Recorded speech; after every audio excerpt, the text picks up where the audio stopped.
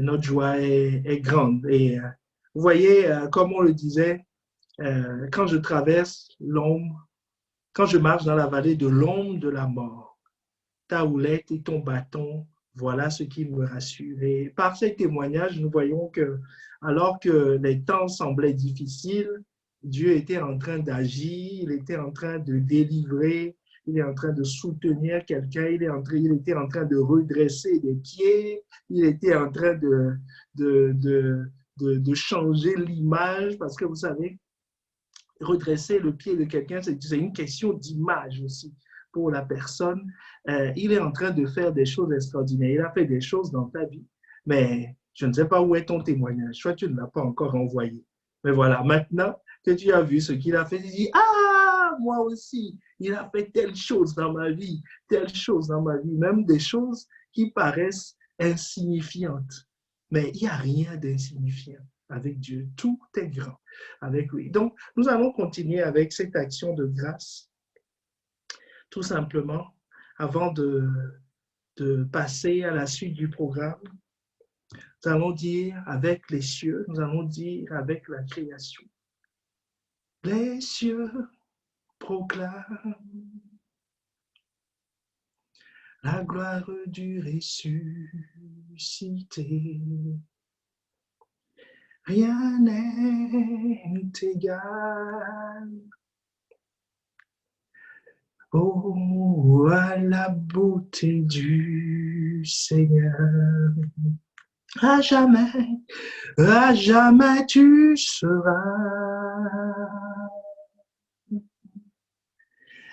l'agneau sur le trône. Je fléchis le genou pour t'adorer, toi seul. Oh, à jamais tu seras. À jamais, l'agneau sur le trône. L'agneau sur le trône, je fléchis le genou. Je fléchis le genou pour t'adorer, toi seul. Pour t'adorer, toi seul. Adorer, pour t'adorer, toi seul. Pour t'adorer, toi seul. Pour t'adorer, toi seul. Que toi seul tu sois honoré. Pour t'adorer, toi seul. À jamais, pour t'adorer, toi seul. À jamais tu seras. Tu seras l'agneau sur le trône. L'agneau sur le trône, je fléchis le genou. En signe de soumission, en signe d'abandon, pour t'adorer, toi seul, toi seul, toi seul, Seigneur, toi seul, sois élevé. Que toute la gloire te revienne. Que toute la gloire te revienne. De ce que tu as accompagné ta parole de signes, de prodiges, de miracles. Oh, quelqu'un élève la voix et dit merci au Seigneur. Merci de m'avoir gardé. Merci de m'avoir gardé attaché à toi. Merci de ce que je n'ai pas décroché. Merci de ce que tu as envoyé ta parole pour me guérir. Tu as envoyé ta parole pour nous soutenir. À toute la famille Impact Saint-Chrétien, tu as envoyé ta parole. Seigneur, tu as veillé sur les églises. Tu as entendu nos prières alors que nous élevions la voix, alors que nous prions pour les églises, alors que pas seulement pour nous, mais pour les églises, afin que tu soutiennes. Seigneur, merci de ce que tu l'as fait, de ce que tu l'as fait, de ce que tu as confirmé la parole envoyée par tes prophètes. Seigneur, tu as confirmé la parole envoyée par tes prophètes. Seigneur, nous t'élevons. Seigneur, au début de ce mois, il a été annoncé, il a été prophétisé que ce problème va s'arrêter. Seigneur, tu l'as fait. Tu l'as fait. Seigneur, tu l'as fait. Tu as accompli ta parole. Tu as accompli ta parole. Et Seigneur, partout encore sur la terre où ce foyer demeure, Seigneur, nous pensons au Brésil, nous pensons aux États-Unis. Seigneur, nous proclamons, nous annonçons que la terre s'ouvre et engloutit ce problème dans le nom de Jésus. Dans le nom de Jésus, Seigneur, ce que tu as fait pour nous, Seigneur, tu le feras là-bas. Tu le feras partout sur la terre. Seigneur, que toute la gloire te revienne. Seigneur, tu as soutenu ici, tu soutiendras là-bas. Seigneur, tu as protégé des zones entières. Seigneur, à cause de ton sang, l'ange de la mort est passé au-dessus. Seigneur, comment ne pas te rendre gloire? Seigneur, un frère, une sœur a été enserré par l'ange de la mort. Seigneur, quelqu'un a vu l'ombre de la mort frapper à sa porte.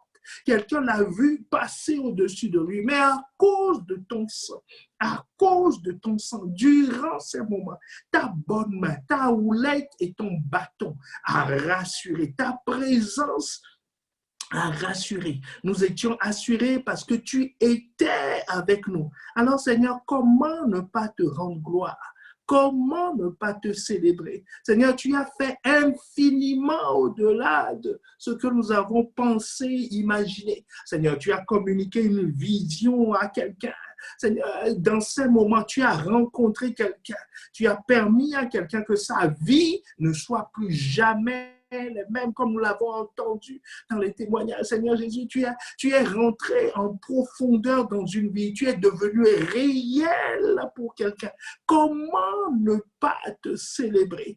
Comment ne pas te glorifier? Nous avons vu que ta main n'est pas trop courte pour sauver, ni ton oreille trop dure pour entendre. Seigneur, tu as ouvert ton cœur, tu as tendu ta main, tu nous as sortis de la fosse. Seigneur, tu as veillé sur ton Église, tu as veillé sur le pays. Seigneur, tu as veillé sur notre région. Seigneur, tu as veillé sur nos dirigeants. Seigneur, que la gloire te revienne. Que la gloire te revienne.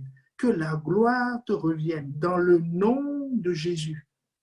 Dans le nom de Jésus, nous disons Amen, Amen, Amen, Amen. Amen, Amen, gloire au Seigneur.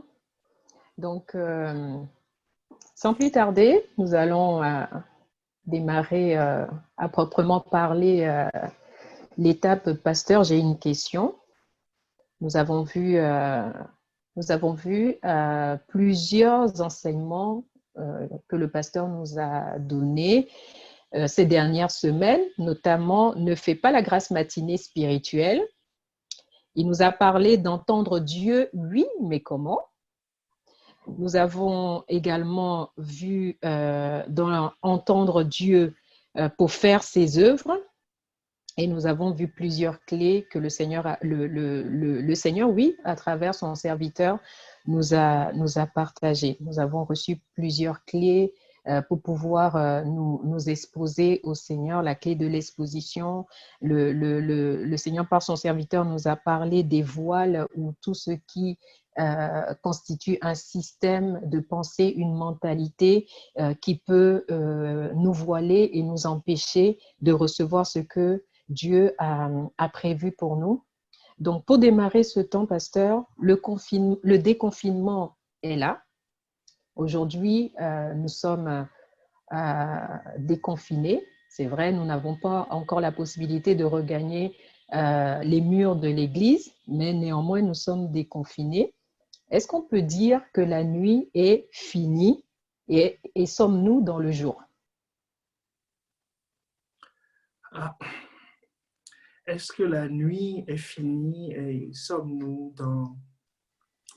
dans le jour? Une très bonne question. Très bonne question.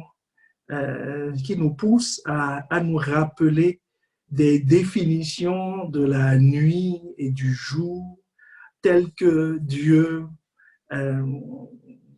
l'annonce. Vous savez, la nuit et le jour, selon selon Dieu, ne se fait pas par un décret présidentiel ou un arrêté ministériel ou quoi que ce soit. La terre est soumise à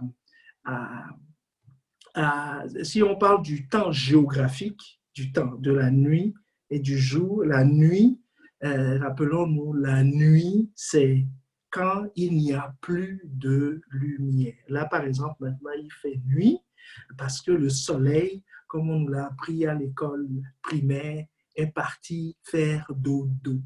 Le soleil allait se coucher. Il va se réveiller demain matin. Donc, quand la lumière disparaît, c'est la nuit.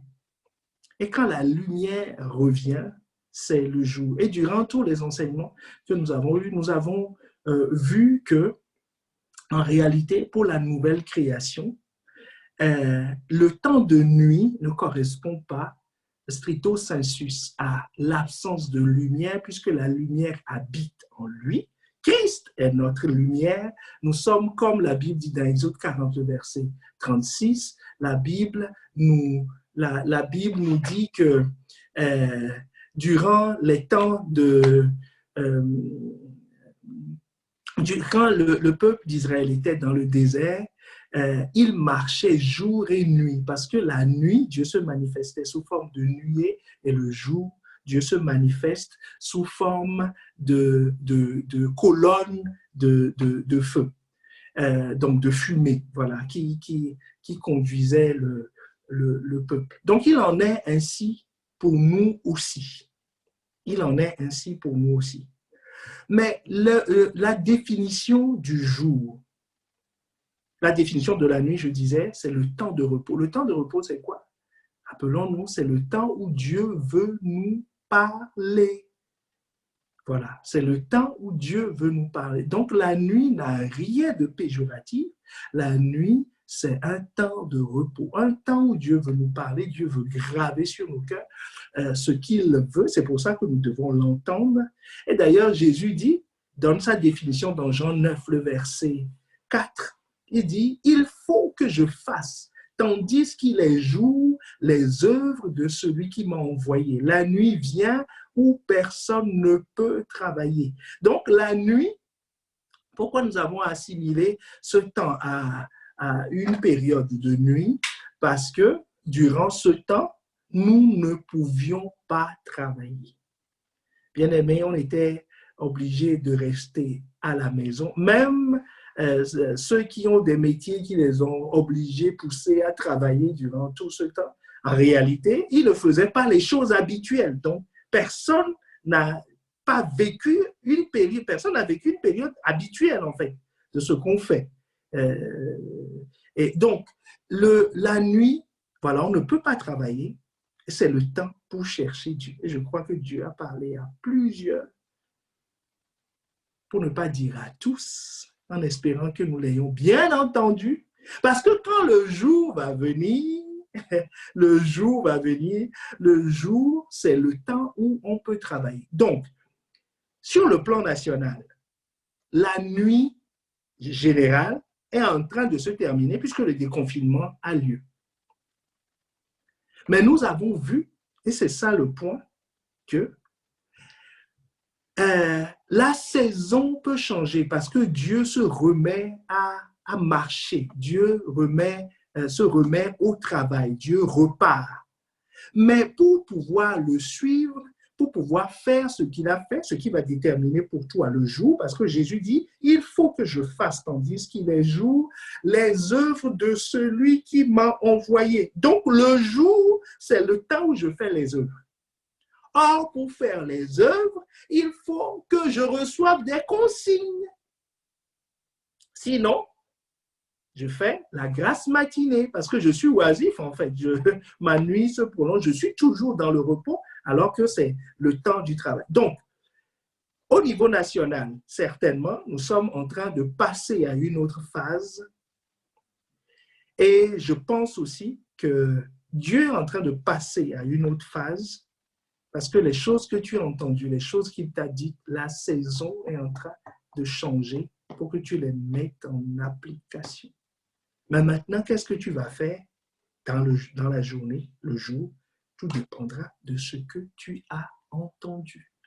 Je ne sais pas si ça répond à la question.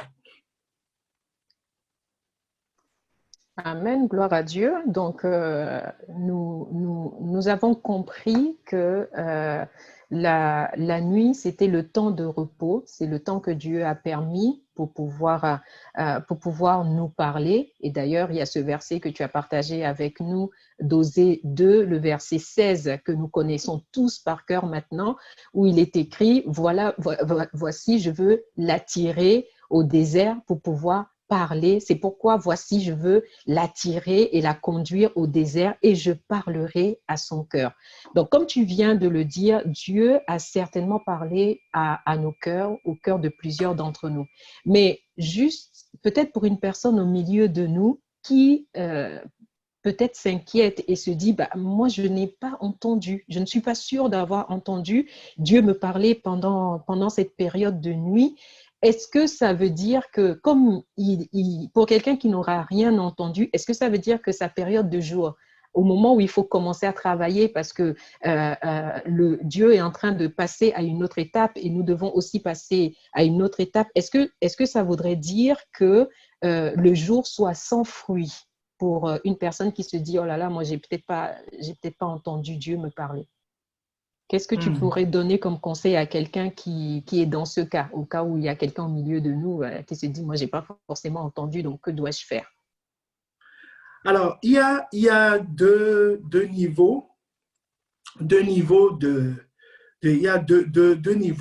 réponse. Si on retourne dans Exode 40, le verset 36, dont nous avions parlé tout à l'heure, tout ce qui était dans le peuple, il y a des réalités de groupe, il y a des réalités d'ensemble. D'accord? Quand il fallait partir, quand la nuée se levait, le texte nous dit aussi longtemps que durait leur marche, les enfants d'Israël partaient quand la nuée se levait de dessus le tabernacle. Donc, ça veut dire que quiconque est dans le peuple, quiconque est attaché à ce peuple, est connecté au peuple d'Israël, quand la nuée se lève, tout le monde doit se lever. Tout le monde doit se lever. Donc, il y a une saison collective. Il y a un temps collectif. C'est ce qui nous est arrivé.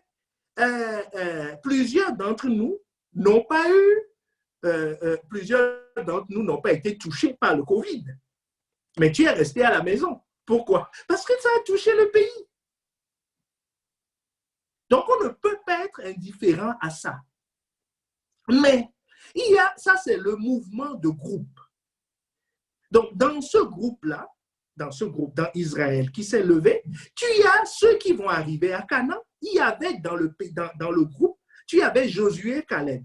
Tu avais Moïse, tu avais ces personnes qui vont aller, Moïse n'est pas allé à Canaan, mais il a visité. Dieu lui a été son guide touristique à Canaan. Il a parcouru le pays avec Dieu. Dieu lui a présenté. Mais il y a Josué et Caleb qui étaient au milieu du peuple. On avait l'ensemble du peuple, c'est-à-dire tous les Israélites qui sont sortis, et on avait les étrangers qui étaient au milieu d'eux, dont la plupart, on les appelait les ramassis. Est-ce que quelqu'un me suit?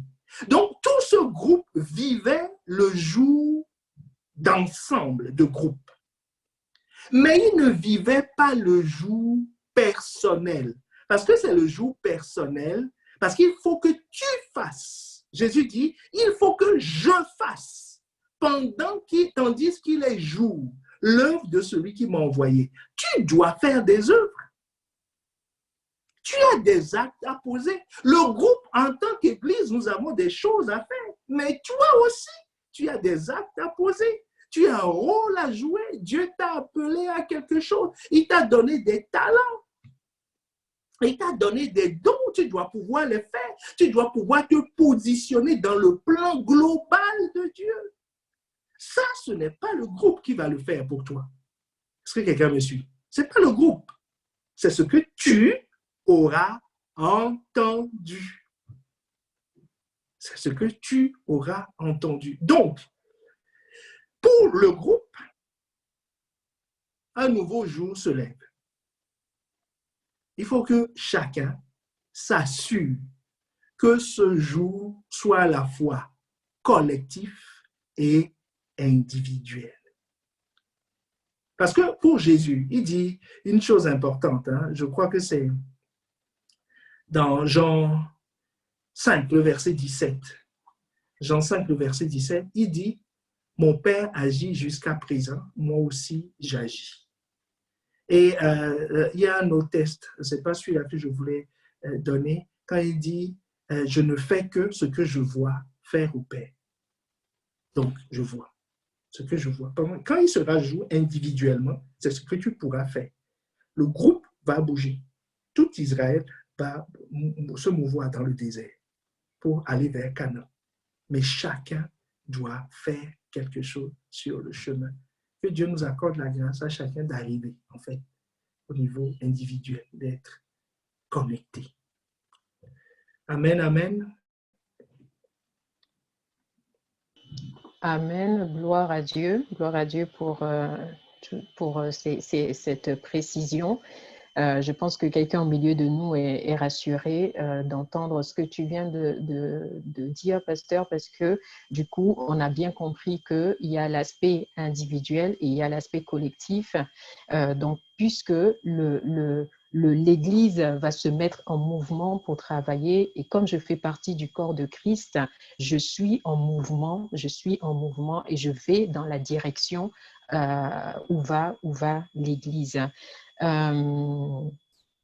Alors, toujours dans le même sens de comment allons-nous travailler à présent, est-ce qu'il est temps, est-ce que cela signifie, ce que tu viens de dire, est-ce que cela signifie que maintenant, nous allons pouvoir appliquer ce que nous avons reçu durant ce temps de nuit? Alors, pour pouvoir appliquer, il est très important de savoir, en fait, comment nous appliquons les choses, comment nous faisons les choses.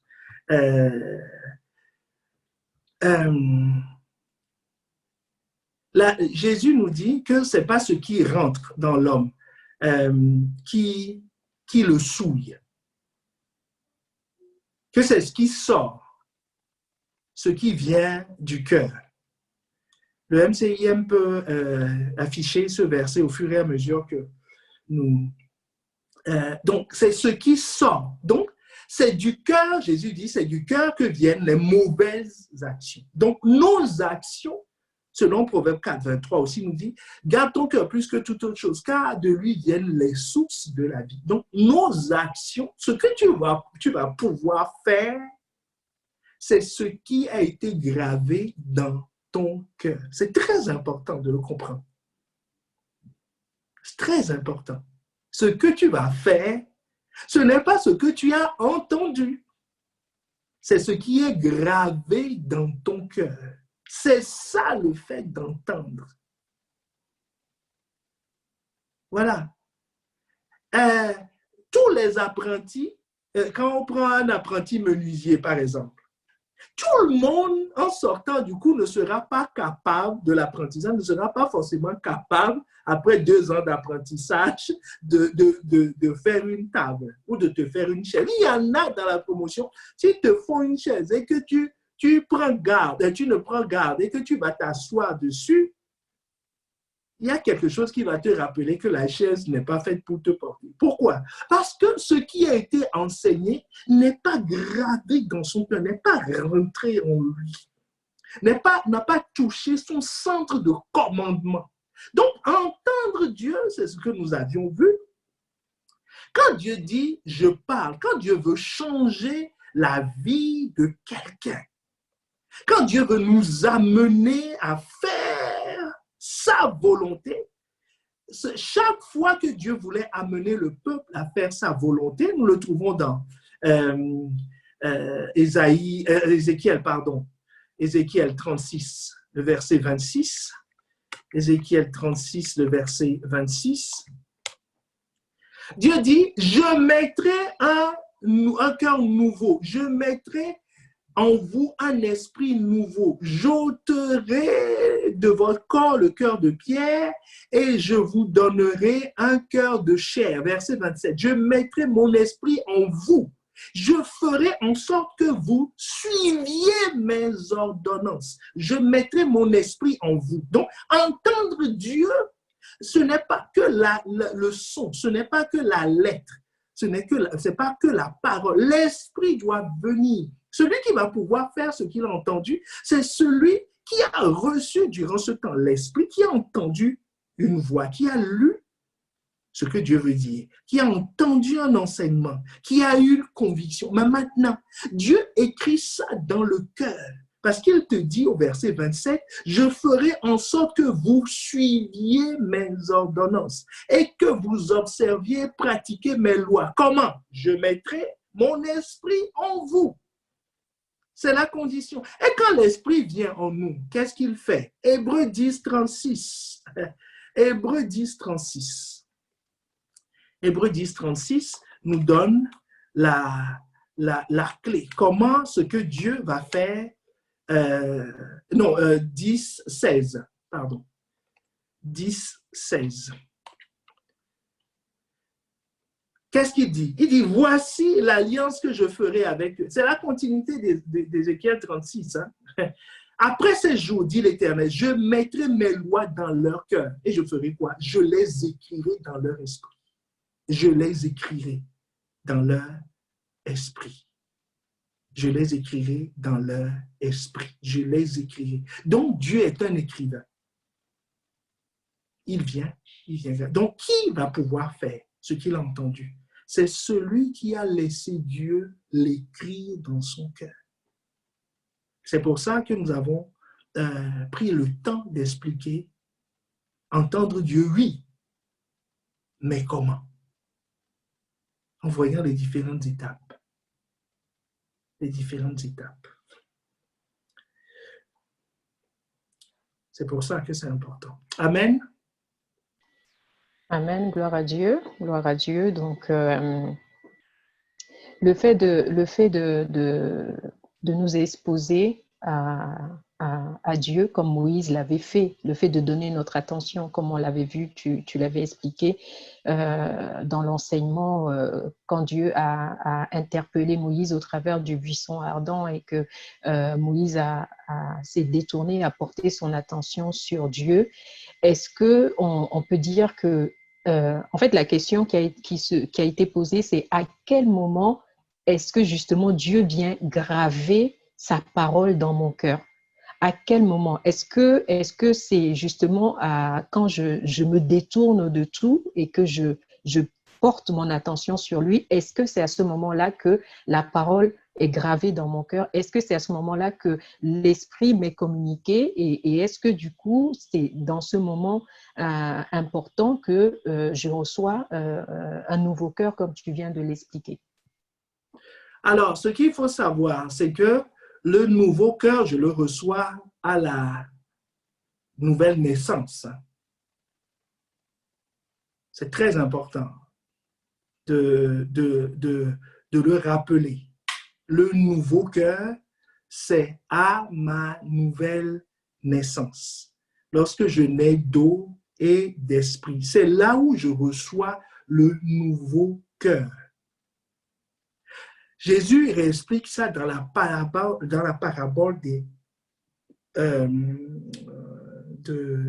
la semence.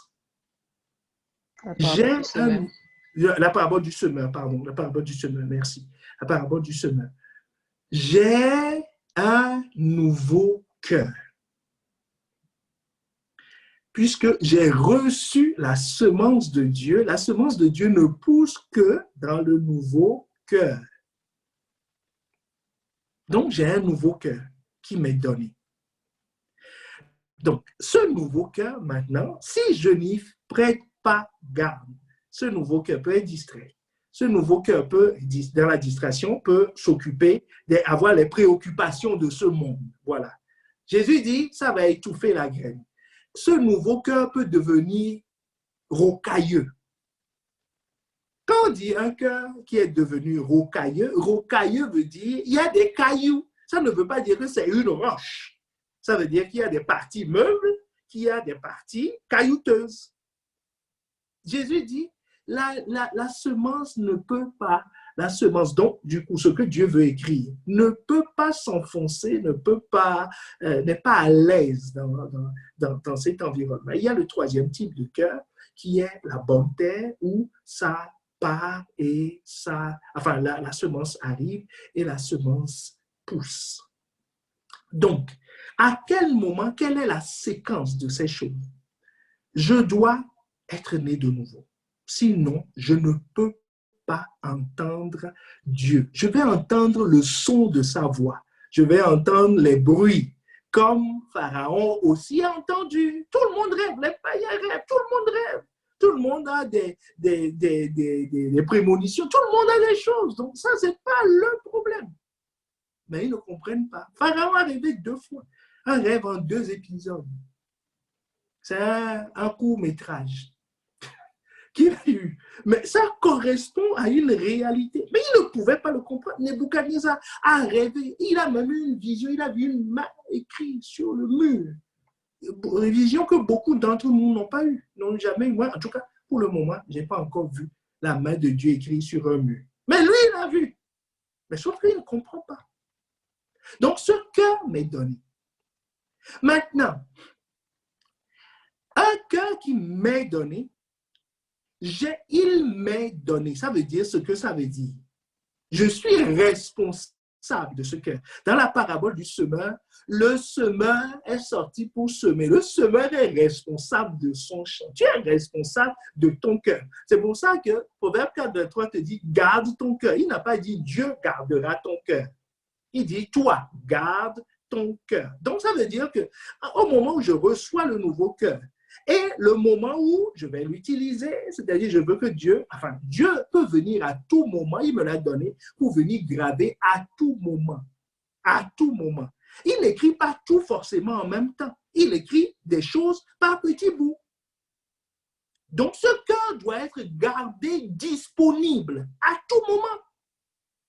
À tout moment pour lui. Et toute ta vie, depuis le jour où tu as reçu Christ jusqu'à ta mort, il ne faut pas dire que non, j'ai reçu une vision, voilà, et puis c'est tout. Non, Dieu peut revenir à tout moment, réécrire ce qu'il veut dans ton cœur. Il vient compléter son histoire. Il dit, dans ton livre étaient tous inscrits les jours qui m'étaient destinés. Et il peut revenir à tout moment, écrire le chapitre qu'il veut, comme il veut, quand il veut. Donc, entre le moment où je reçois le cœur, le nouveau cœur, et le moment où Dieu veut revenir écrire des épisodes, il peut y avoir des problèmes. Vous voyez, si on prend le cas de Judas, par exemple. Vous savez, chaque fois qu'on dit Judas, tout le monde voit le traître. Il est devenu traître. Il est devenu. Quand on a donné le pouvoir pour chasser les démons, lui aussi l'a reçu. Donc ça veut dire quoi? En ce moment, le Saint-Esprit pouvait écrire sur son cœur. Quand Jésus l'avait choisi, je suis sûr que Judas a envoyé un texto à tout son village et a dit, alléluia, Dieu m'a touché. Quelle grâce! J'ai eu une visitation divine. Les gens étaient émus. Dieu est revenu une première fois. Il a écrit, je vous donnerai un pouvoir. Il n'y avait pas de problème. Le papier était propre. Le cœur était tendre. Il était revenu une deuxième fois. Quand Jésus lui disait, mon gars, tu voles dans la caisse. Il a entendu un peu, mais là déjà, il y avait des cailloux. Est-ce que tu me suis? Donc, Dieu a pu écrire sur le bout le banc de sable qui restait le banc de sable qui restait. Il voulait revenir après l'histoire de la femme, l'histoire du vase d'albâtre, quand la femme a versé le parfum sur les pieds de Jésus. Ah, Dieu voulait encore, parce que Jésus a fait un reproche à tout le monde ce jour-là. À tout le monde. Il a fait un reproche à tout le monde ce jour-là. Et quand il faisait le reproche, Pierre, Jacques, Jean, Thomas, Philippe, tout ce monde-là, il avait encore eu un cœur de chair. Dieu a pu écrire repentance, repentez-vous. Ce que vous êtes en train de faire, ce n'est pas bien. Ils ont entendu. Mais quand le Saint-Esprit voulait mettre son encrier sur le cœur de Judas, alors là, il a découvert que tout son cœur est devenu rocailleux. Il a refusé. C'est là où il a basculé. La Bible nous dit, et le diable rentra en lui. Est-ce que quelqu'un me suit? Donc, le point est ceci. À ta nouvelle naissance, tu as reçu un cœur de chair, un très bon papier, un cœur tendre sur lequel le Saint-Esprit peut écrire. Garde-le pur. Garde le cœur de chair. C'est ça le point. C'est ça le point. Pour que Dieu puisse écrire les différents chapitres de ta vie. Il viendra un jour, il va te dire, mon petit, on va parler de ceci, il va écrire un chapitre. Il va te dire ce que tu vas faire durant les 10 prochaines années pour quelqu'un. Quelqu'un d'autre, il va venir tous les 7 jours. Pour quelqu'un d'autre, c'est tous les matins. C'est tous les matins. Il vient écrire. D'ailleurs, pour la plupart, pour nous tous, c'est chaque jour. Il vient, il écrit quelque chose dont tu as besoin. C'est ce que Jésus appelle notre pain quotidien. Est-ce que quelqu'un me suit? Notre pain quotidien. Donc, il doit venir tous les jours écrire quelque chose. Puis, des fois, dans le pain quotidien, il te donne des choses, des visions pour un certain temps. Mais le pain quotidien est indispensable. D'accord? Donc, tu dois garder ton cœur pur. Et à comment concrètement il écrit? Ça, c'est le mystère du Saint-Esprit. Il grave cette conviction dans nos cœurs. Amen. Amen. Merci, pasteur. Alors, il y avait justement une question qui a été envoyée en amont concernant ce que tu viens de dire. Mais nous avons compris que Dieu écrit étape par étape. Il écrit petit à petit sur nos cœurs, à condition que nous puissions nous-mêmes garder notre cœur pour que Dieu continue justement à nous donner la suite.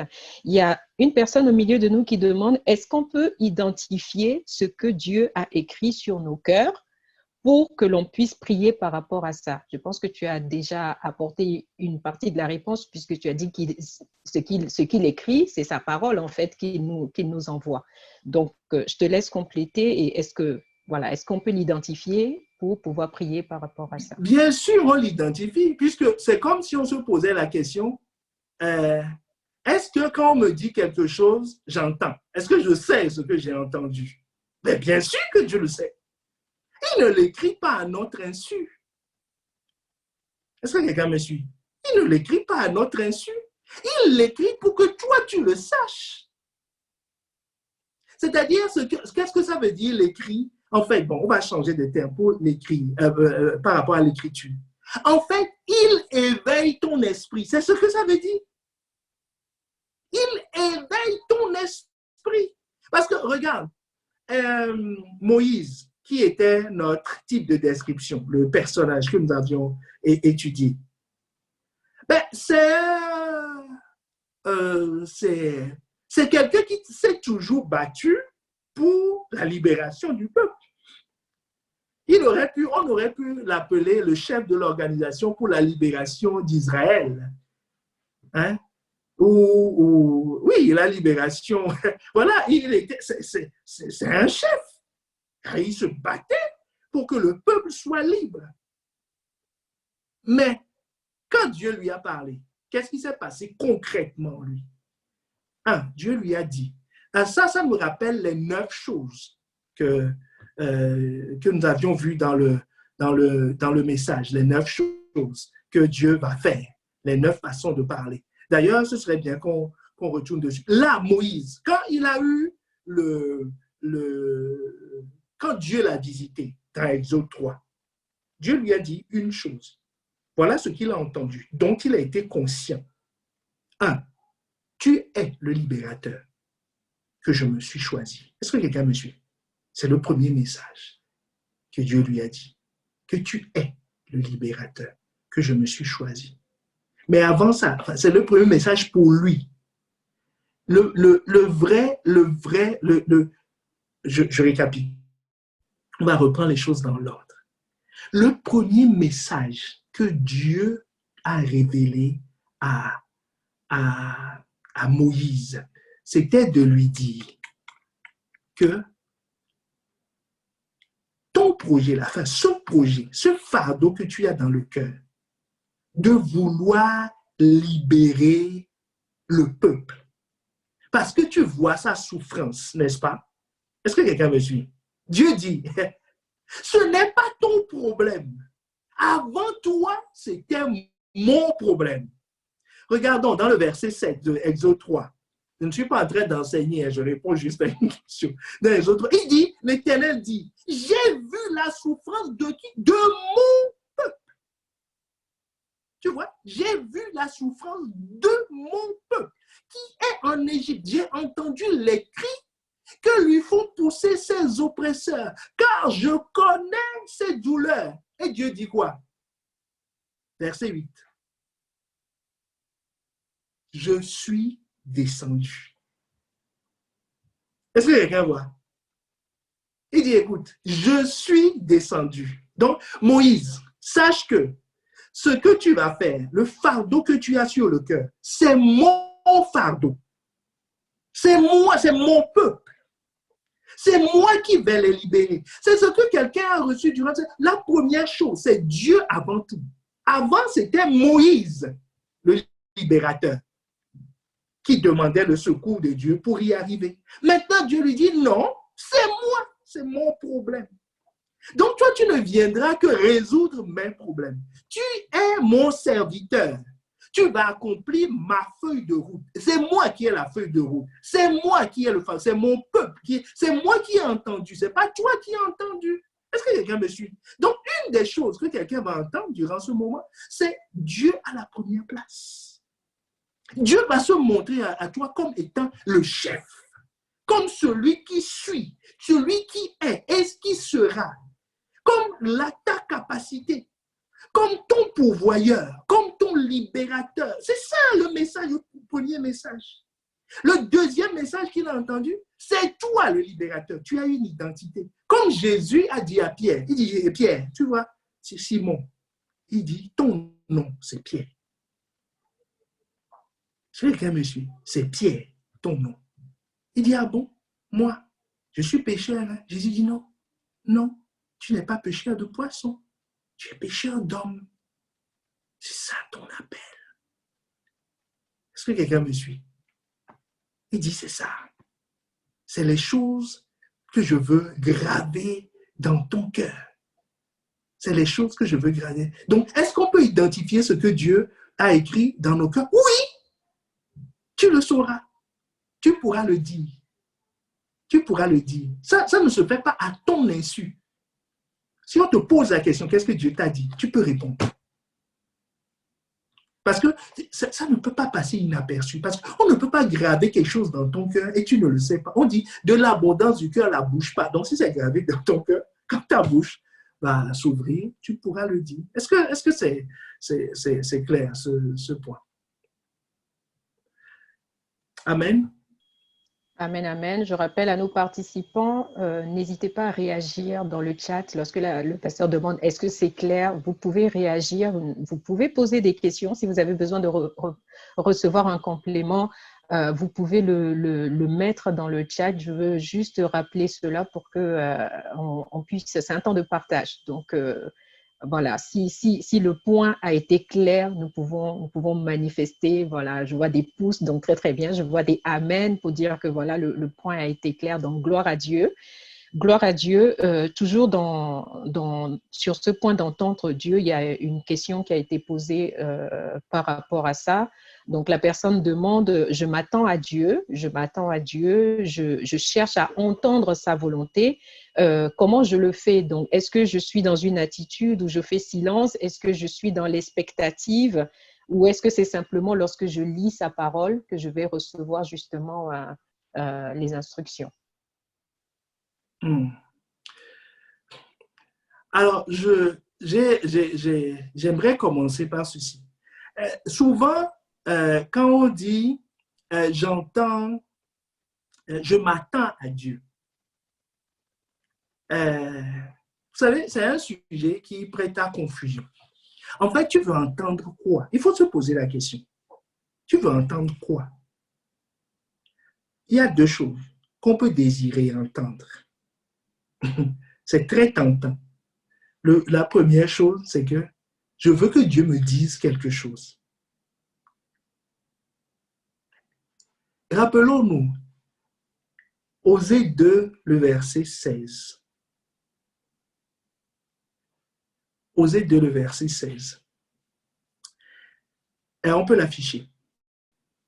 Il dit, c'est pourquoi voici, je veux l'attirer et la conduire au désert.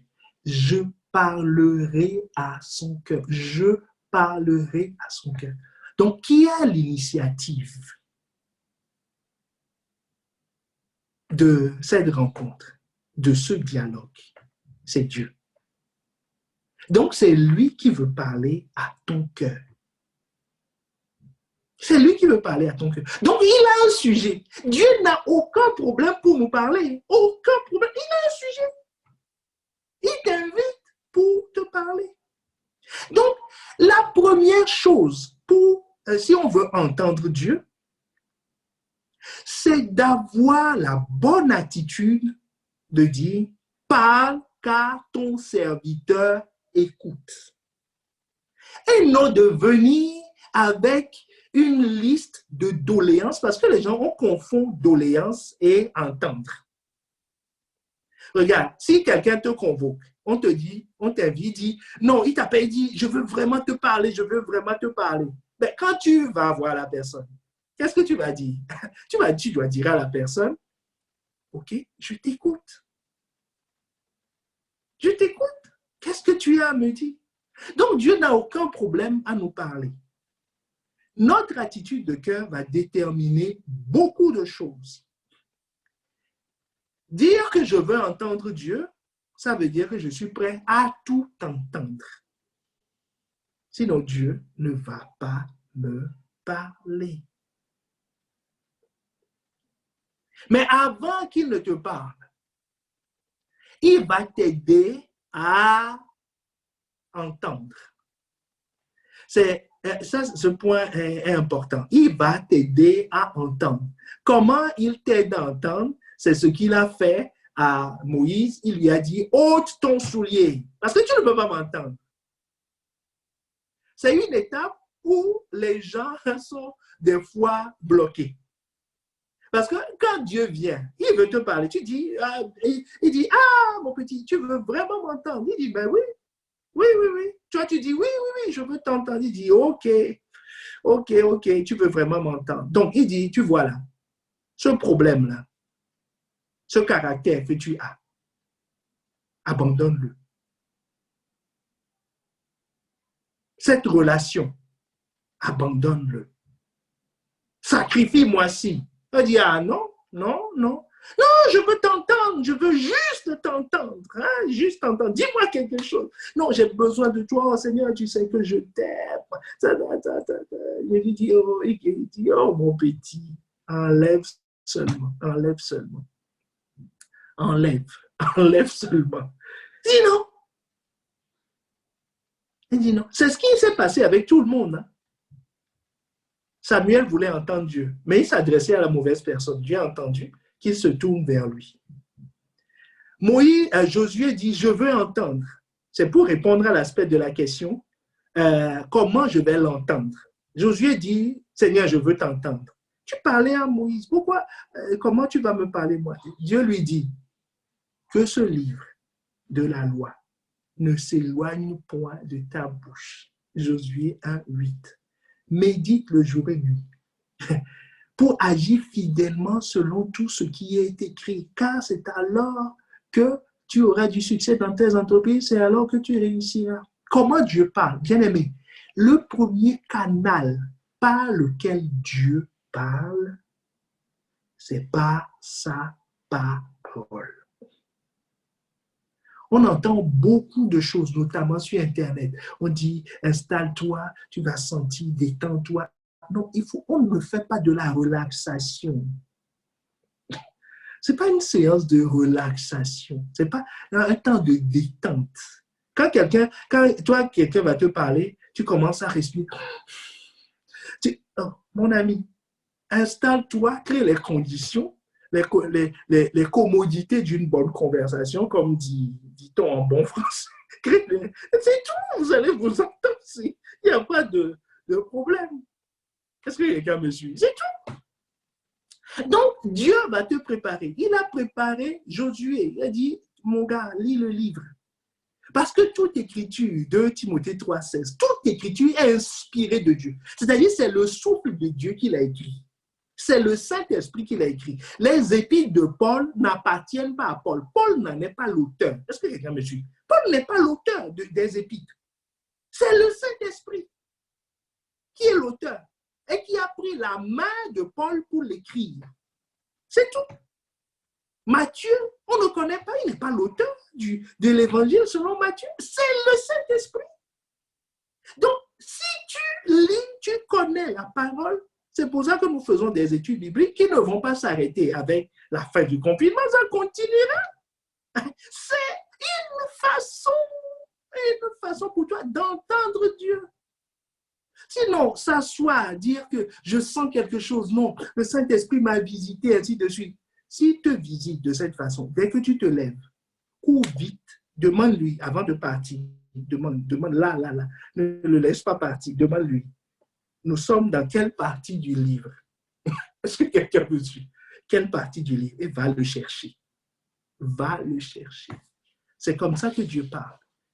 Maintenant, tout le reste va s'appuyer sur cette parole, la parole prophétique. C'est pour ça que l'apôtre Paul dit, si je viens vous annoncer un autre évangile, quelque chose qui ne se trouve pas dans la Bible, ne croyez pas. Donc, si un jour, je viens te dire que finalement, j'ai fait des recherches, que Christ, il n'est pas mort, il n'est pas ressuscité, dis, pasteur, on t'aimait bien, mais là, je ne suis plus. Est-ce que quelqu'un me suit? Tu peux me le dire. Je ne suis plus. Grâce à ça, je ne suis pas d'accord. Parce que ce n'est pas la parole. Est-ce que quelqu'un me suit? Voilà. La parole prophétique s'appuie sur ça. Si Dieu vient te voir et te dit que cette femme mariée, là, c'est pour toi, dis, Faya, chasse le démon sur le champ. Ne te lève pas là dans le rêve, là. Chasse-le tout de suite avant de te réveiller.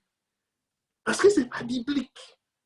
Si tu entends une voix qui te dit « Rebelle-toi contre l'autorité », Faya! Parce que ce n'est pas biblique. Est-ce que quelqu'un me suit? Ce n'est pas biblique. Donc, le premier canal par lequel Dieu parle, c'est par sa parole. Par sa parole. Tout le reste viendra se greffer dessus. Tout le reste. La base, c'est la parole. Celui qui ne connaît pas la parole n'entend pas Dieu. Il entend ses émotions. Il entend les oui-dits, il entend les rumeurs, toutes sortes de choses, mais pas la parole. Parce que rappelle-toi, cette parole-là, c'est ça la semence. Et il y a une révélation dedans.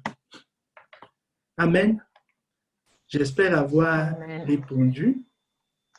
Amen, amen. La clé, en tout cas, la clé que tu nous as encore rappelée, c'est le fait de garder la parole. comme l'exemple de Josué que tu viens de citer, la recommandation qui a été donnée à Josué, c'est de méditer chaque jour cette parole, que la parole ne s'éloigne pas, que la parole ne s'éloigne pas. C'est la même attitude.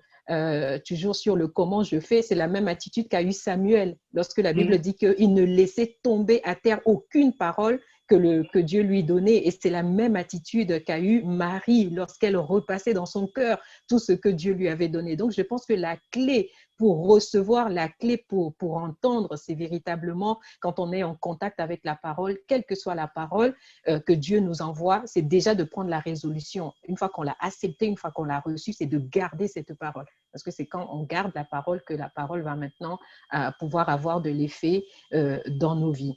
Et on va continuer toujours par rapport aux questions qui ont été posées, pasteur.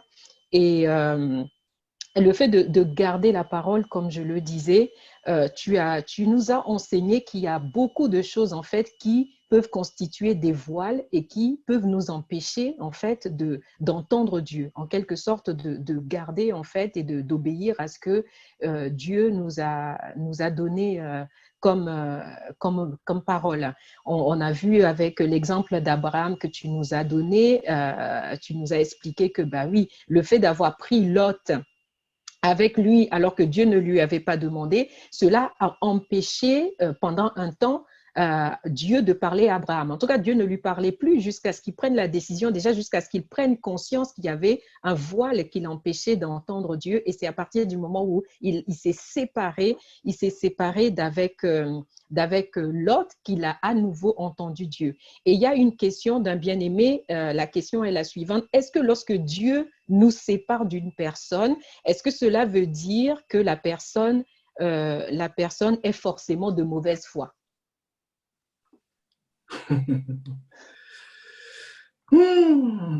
Est-ce que la personne est forcément de mauvaise foi? Dans la question, je ne sais pas qui a posé la question, c'est une très bonne question. Mais on sent déjà, je sens, peut-être que je me trompe, hein, mais dans mon esprit, je sens comme un regret de la séparation, disant, autrement dit, Dieu, tu es sûr d'avoir séparé cette personne de, est-ce que c'est vraiment une personne? Est-ce que ça veut dire que la personne est mauvaise? Bien-aimé, Dieu, nous ne sommes pas des juges. Notre rôle, ce n'est pas de distribuer bonne personne, mauvaise personne. Je ne veux pas réfléchir comme ça et rentrer dans ce domaine. Ce que je sais, c'est que Lot n'était pas attaché à la destinée d'Abraham. Lot doit avoir des amis dans la vie. Il n'est pas appelé à être seul. Mais il s'est trompé de groupe. Est-ce que quelqu'un me suit? Il s'est trompé de groupe. Abraham s'est trompé de groupe. C'est tout. C'est tout. C'est tout. Ce que Dieu a prévu, c'est que Paul aille avec Barnabas. Marc doit aller avec quelqu'un d'autre.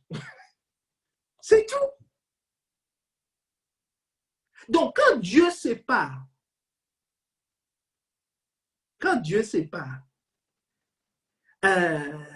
c'est que la personne, il faut juste retenir que la personne n'est pas attachée à ma destinée. Donc, il ne faut pas courir derrière elle pour la ramener. C'est tout. C'est tout. Dieu se chargera. Si c'est une mauvaise personne, c'est le problème de Dieu. Je ne suis pas juge. Tu n'es pas juge. C'est le problème de Dieu. Mais le message que Dieu veut te faire passer à toi, c'est que laisse tomber. Laisse tomber. C'est tout. Si tu le maintiens, tu vas couler. Rappelons-nous, cette question de attaché ou pas attaché, j'aimerais juste aller au-delà de la question par rapport à ce point. C'est très important parce qu'on avait bien distingué des voiles permanents C'est-à-dire ceux que Dieu n'a pas appelés. Cette personne, et il y a certaines catégories de personnes que Dieu n'a pas appelées. Qu'y a-t-il entre les justes et les injustes? Cette association, Dieu ne l'a pas permis. C'est pour ça qu'on enseigne tout le temps que si quelqu'un va se marier avec un inconverti, là, il a pris l'autre. Est-ce que quelqu'un me suit? Je ne dis pas ceux qui se sont convertis en cours de route. Celui qui fait ce choix aujourd'hui, en ayant entendu ces choses, qui dit non, ça va changer, ainsi de suite, il est en train de vivre l'histoire de Abraham. Avant, Abraham va lui dire, mon petit, c'est pas bon, ne fais pas ça. Tu vois, ça c'est un voile permanent. Maintenant, nous avions vu dans la deuxième catégorie des voiles transitoires. Là, ce n'est pas une question, c'est une explication. Des voiles transitoires. Les voiles transitoires, c'est qui? J'ai appelé ça voile transitoire parce que ce n'est pas leur nature. Ils ne sont pas appelés à être des voiles. Celui que Dieu n'a pas appelé, je le répète encore, sera permanemment un voile. Hein? Les amis, même en Christ, hein? Les amis que Dieu n'a pas appelés, tout ça, ce sera permanemment un voile. Mais le voile transitoire, c'est quoi? Judas a été authentiquement appelé. C'est Jésus qui l'a choisi. Judas ne s'est pas présenté, c'est Jésus qui l'a choisi. Barnabas, c'est le Saint-Esprit qui l'a choisi. Ce n'est même pas Paul qui a dit à mon frère Barnabas, on s'entend bien. Pourquoi on ne partirait pas en mission? Ça ne s'est pas passé comme ça. C'est Dieu qui a dit, Paul et Barnabas, je les appelle. Mais maintenant, tu vois, Pierre, je vais prendre l'exemple de Pierre pour t'expliquer le voile transitoire. Pierre, c'est authentiquement appelé par Dieu. Et Jésus confirme une deuxième fois son appel en disant, je vais bâtir avec toi. Mais juste après, quelques versets après, nous avions vu, Pierre a dit à Jésus, tu ne vas pas souffrir, mon doux Jésus. Maintenant que tu m'as promis un poste, tu m'as fait, tu vas mourir pour aller où? Il est devenu un obstacle. Un voile transitoire, empêchant Jésus de voir Dieu, de voir la volonté de Dieu, de continuer. Qu'est-ce que Jésus a fait? Jésus l'a réprimé tout de suite, avec sévérité. Donc, il ne faut pas s'amuser avec le voile. Le voile doit toujours se traiter toujours par de façon radicale. Jésus l'a réprimé. Qu'est-ce qu'il lui a dit? Arrière de moi, je déchire ce voile. Arrière de moi, Satan. Tu mets en scandale, car tes pensées ne sont pas les pensées de Dieu. Autrement dit, tu mets un voile, mais les pensées des hommes. Est-ce que quelqu'un me suit? C'est ça le point. C'est ça le point.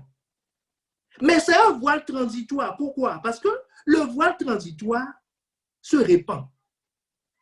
Pierre s'est repenti. Il a changé. Et il a accompagné Jésus dans sa marche. Mais un voile, un authentique voile transitoire peut devenir un voile définitif. Judas, il n'acceptait pas les reproches, il n'acceptait pas les réprimandes, il n'acceptait pas de se redimensionner. Et l'auteur des voiles définitifs, le diable, s'est saisi de lui. Et là, il a été sorti. Mais il y a une chose, hein, toujours dans le cadre de la question. Rappelons-nous de Ecclésiaste 7, le verset 26, qui était un point important que nous avions développé. Pour que Dieu te sauve. Pour que Dieu te sauve. Laissons, j'ouvre les yeux, je suis attentif, hein, je fais attention. Non, j'ai bien regardé, pasteur. Non, celui-là, il est différent. Et vis seulement. vis seulement. Vous priez dangereusement. Dangereusement. Si Dieu ne te délivre, personne ne te délivrera. C'est Dieu qui délivre. De ce piège-là, c'est Dieu qui délivre. C'est tout. C'est tout.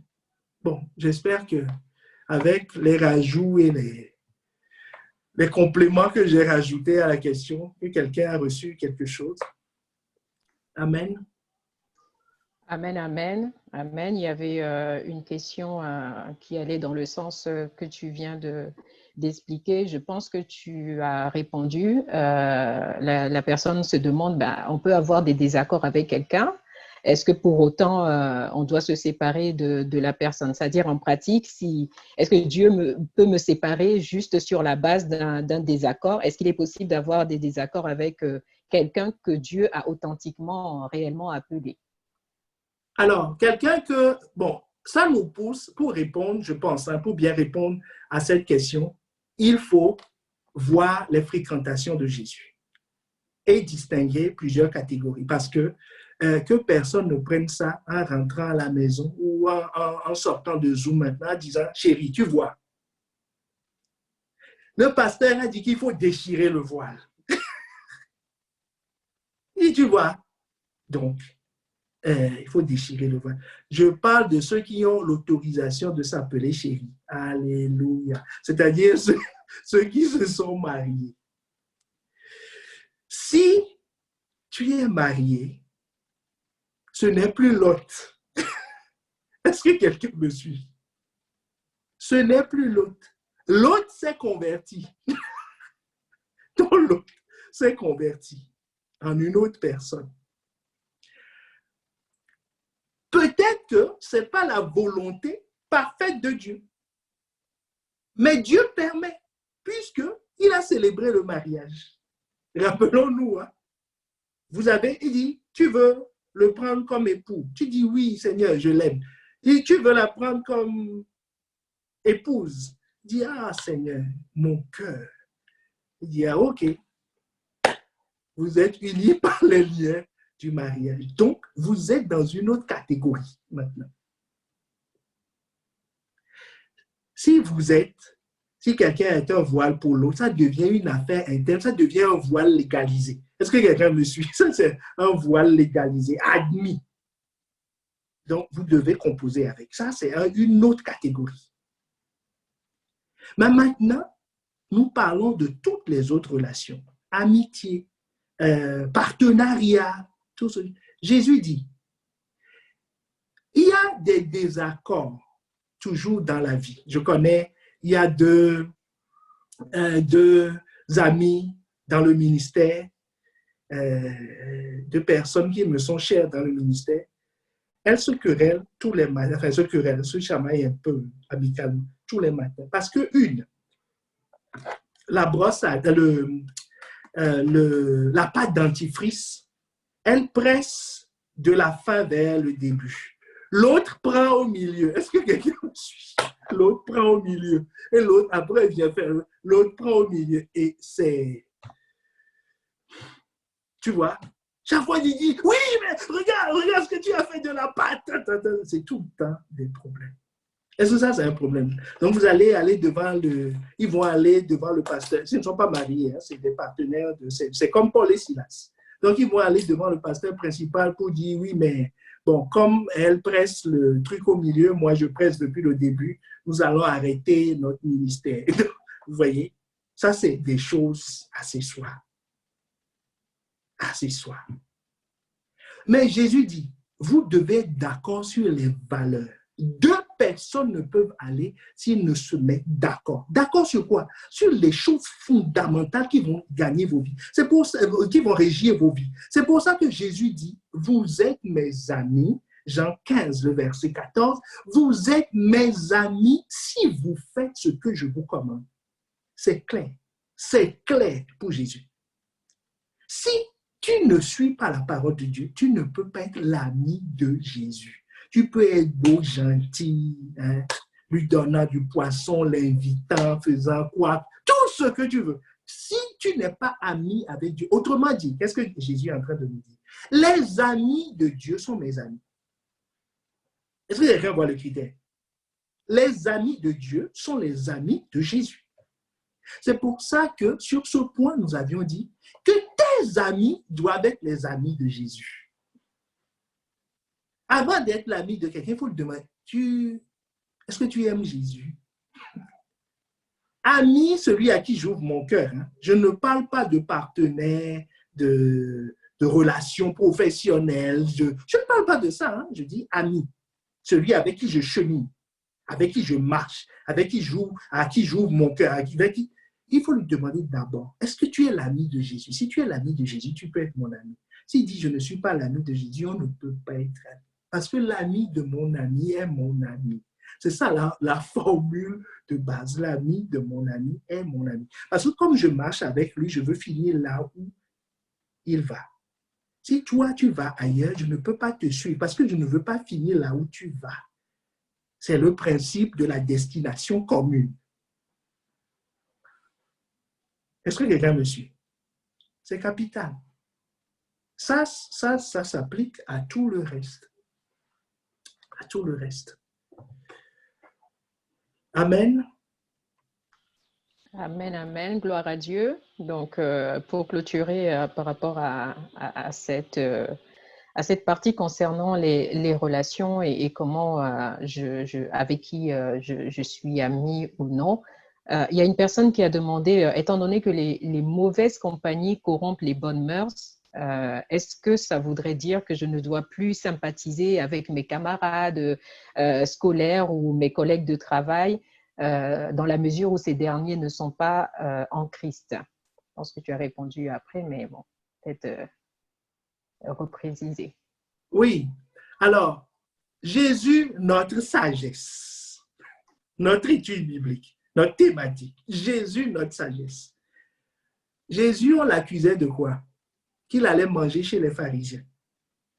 Donc, il avait une relation. Jésus c'est pas un sauvage. Tu vois, qui ne dit pas bonjour à ses collègues. Il dit non, non, non, toi, tu n'es pas en Christ. Je ne te salue pas. Non, est-ce que tu as prié ce matin? Est-ce que tu as prié en langue ce matin? Non.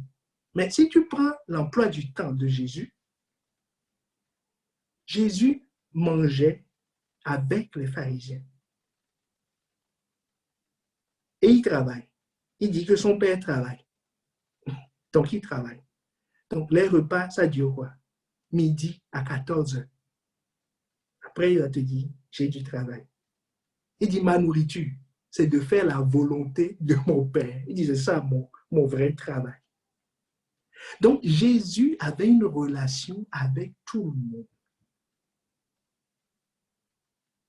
Mais ses amis, il dit mes amis. Tu ne peux pas dire que mes collègues de travail sont mes amis. C'est faux. En tout cas, eux, ils ne te prennent pas comme ça. Eux, ils ne te prennent pas comme ça. Ce ne sont pas tes amis. C'est des relations. Des gens que nous apprécions. Des gens que nous aimons parce que Dieu les aime. Parce que nous devons leur témoigner, les amener à Christ. Jésus avait des frères et sœurs authentiques, frères et sœurs. Et mères, ils sont venus. On lui dit, ton frère. Il dit, oui, je reconnais. Mais il dit que ma famille, c'est ceux qui font la volonté de mon Père. Est-ce que ça parle à quelqu'un? Donc, il n'était pas sauvage. Mais seulement, les amis, c'est quoi? C'est ceux avec qui je passe le plus de temps. C'est ceux à qui j'ouvre mon cœur. C'est ceux avec qui je partage. C'est ceux avec qui je marche. C'est-à-dire, nous allons dans la même direction. Ces gens-là, vaut mieux avoir les amis de Jésus. Jésus n'avait pas pour amis les pharisiens. Il fréquentait les pharisiens. Est-ce que quelqu'un me suit? Il mangeait avec les pharisiens. D'ailleurs, il était chez un pharisien. Tu vas voir que ce n'est pas des amis. Là où le jour où la femme est venue avec le vase d'albâtre pour le répandre, l'autre, celui qui l'avait reçu, qui lui donnait à manger, qu'est-ce qu'il avait dit? Il disait, cet homme, est-ce que c'est un vrai prophète, celui-là? Tu vois ce que son ami pensait de lui, son soi-disant ami. Ce n'est pas son ami. Ce n'est pas son ami. Mais il mangeait avec lui.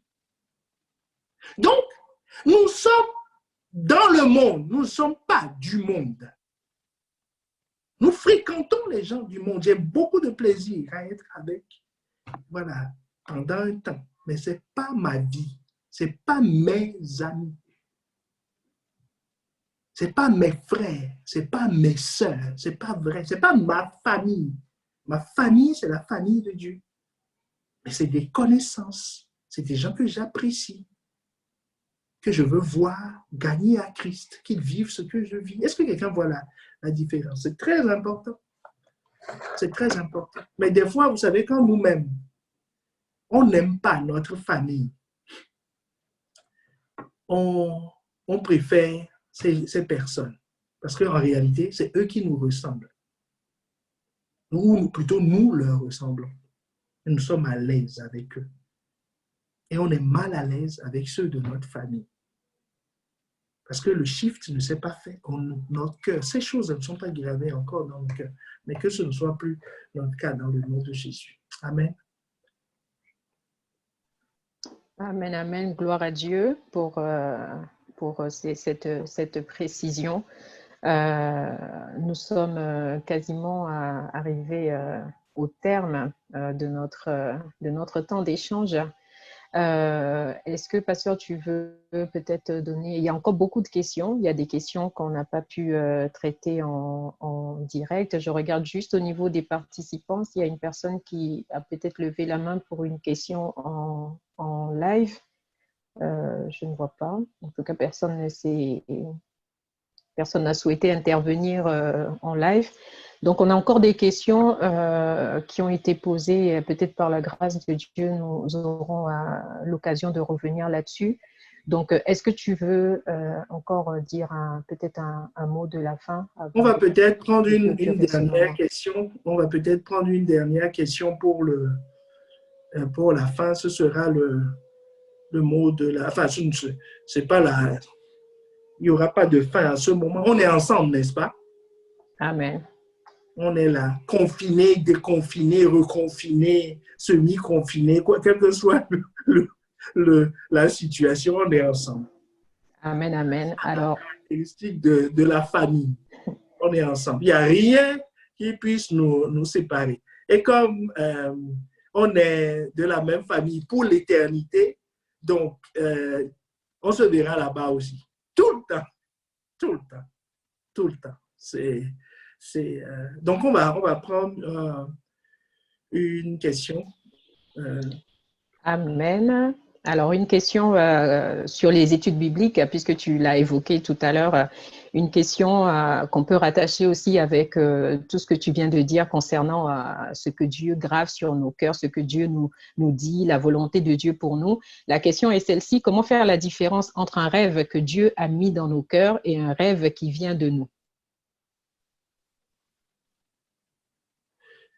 Je crois que la personne a mis une référence. Oui, la personne a mis une référence sur la base de 1 Corinthiens 2, 9.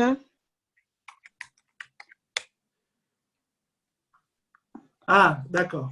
Qui dit, mais comme il est écrit, ce sont les choses que l'œil n'a point vues, que l'oreille n'a point entendues, qui ne sont point montées au cœur de l'homme, des choses que Dieu a préparées pour ceux qui l'aiment.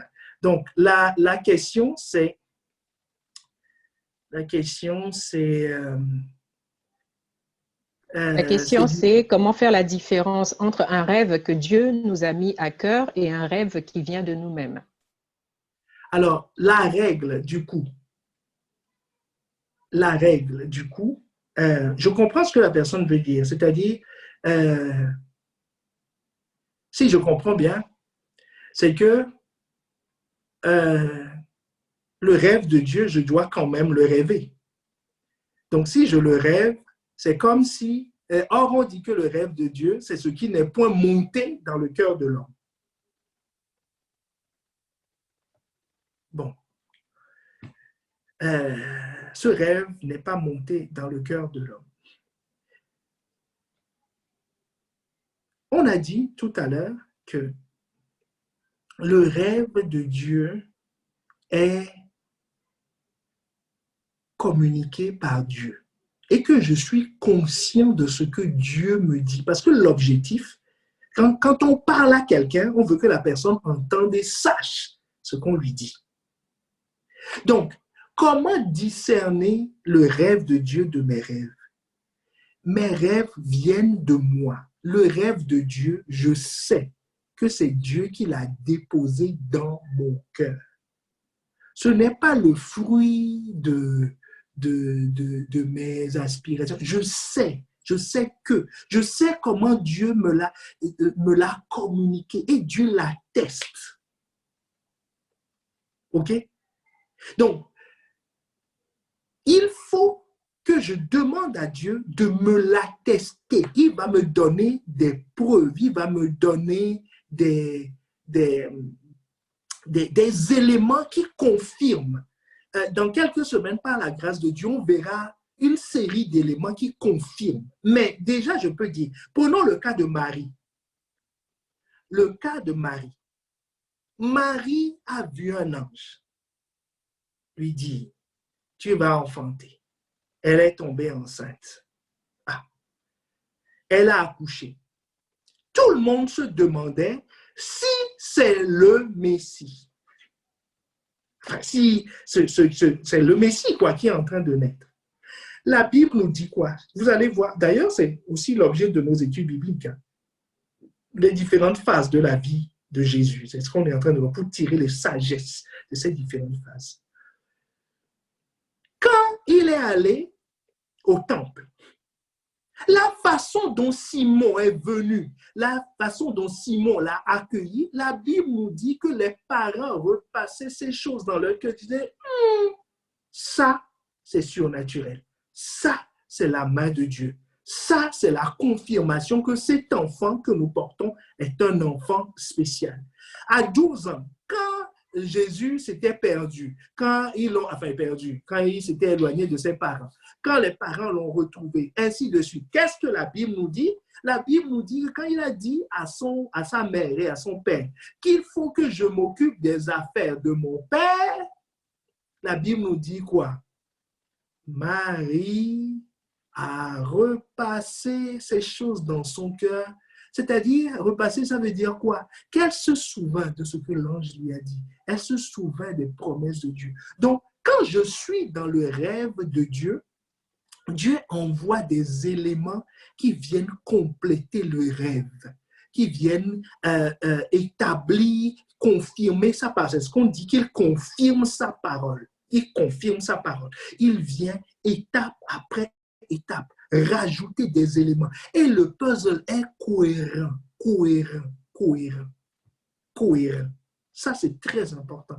Cohérent par rapport à quoi? Pas par rapport à mon histoire, en disant, j'ai commencé petit, aujourd'hui j'ai acheté une voiture, j'ai acheté une maison demain, donc c'est le rêve de Dieu. Non, ça ne veut pas dire. Ça, c'est le rêve de Dieu quand ça rentre dans ses desseins, dans ses plans.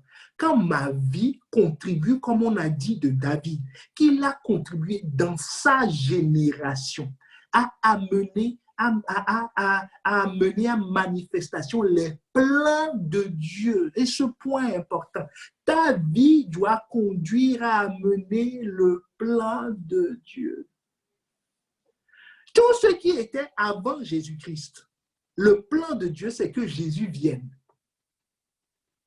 Donc, toute leur vie, ce que nous avions étudié dans Acte 7, toute leur vie, tout tendait vers le plan de Dieu, la naissance de Jésus. Maintenant que Jésus est né, tout tend vers quoi? Faites de toutes les nations des disciples. Faites de toutes les nations des disciples. C'est le nouveau plan de Dieu en Jésus. Que Dieu est en train de déployer. Gagner le monde à lui. Donc, si je vis un rêve où il n'y a que moi qui roule en Mercedes, mes enfants vont dans les grandes écoles, ainsi de suite, je ne suis pas dans le plan de Dieu.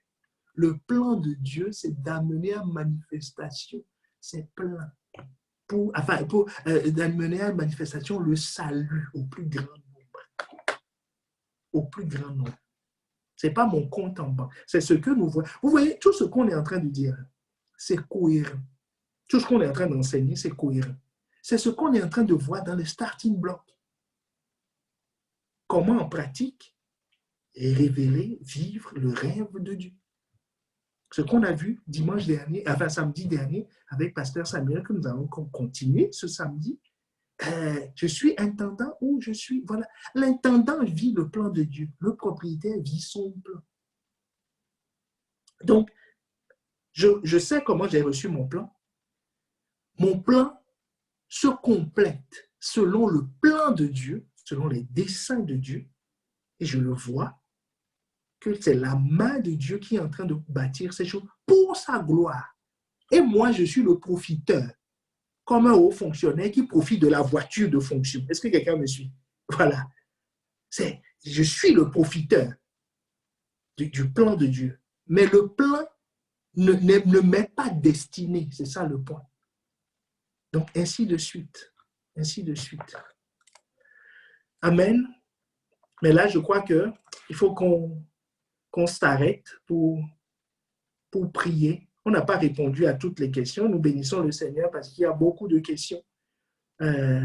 Ces points, nous reviendrons sur ces points dans les GI parce que nous allons avoir un vrai temps de GI. Peut-être ce jeudi, parce qu'il y a eu une annonce tout à l'heure que nous allons voir. Nous aurons peut-être un vrai temps de GI parce que nous allons avoir un temps de prière durant 72 heures là, qui arrive. On va vous l'annoncer tout à l'heure. Et si notre planning à nous, parce que nous nous mobilisons par église, si notre planning à nous, parce que nous n'avons pas encore reçu le planning, si notre planning à nous ne tombe pas le jeudi, à l'heure du GI, donc nous nous retrouverons pour les GI et les questions qui sont restées en suspens, nous reviendrons sur les explications à gauche et à droite permettront à plusieurs d'aller plus en profondeur autour de temps de communion pour comprendre et avancer. Amen. Donc nous allons incliner nos têtes et tu vas élever la voix et bénir Dieu pour ce temps qu'il a permis. Élève la voix, bénis-le, bénis son nom. Dis Seigneur, j'ai compris. Ce que je veux, c'est que tu graves ta parole dans mon cœur. Je ne veux pas être juste un auditeur. Je ne veux pas être juste quelqu'un qui est impressionné par ce qu'il entend, par ceci ou cela, mais je veux être celui-là qui reçoit dans son cœur. Qui reçoit dans son cœur, pour pouvoir obéir. Il faut que tu graves, grave ta parole. Élève la voix, demande-lui, Seigneur, grave ta parole dans mon cœur, grave ta parole dans mon cœur, au fond de moi. Tu veux que la vérité soit trouvée au fond de mon cœur, au fin fond de mon cœur, qui constitue la base de tout mon être. Alors, Seigneur, grave ta parole.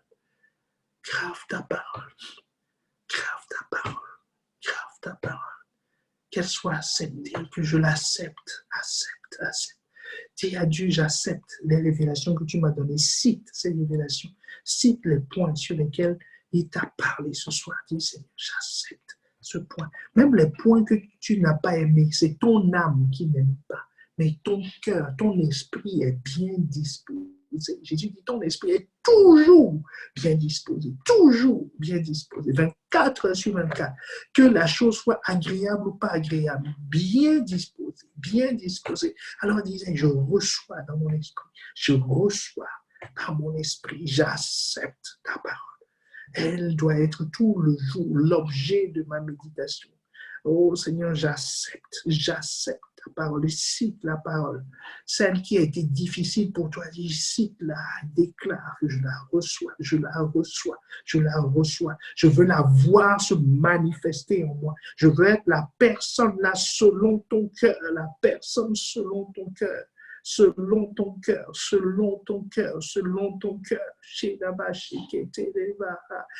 Demande à Dieu, Seigneur, tu as dit qu'on donnera à celui qui a, mais qu'on ôtera à celui qui n'a pas. Qu'on ôtera le peu que quelqu'un, Seigneur, donne-moi encore, donne-moi, donne-moi, donne-moi davantage, parce que j'ai soif.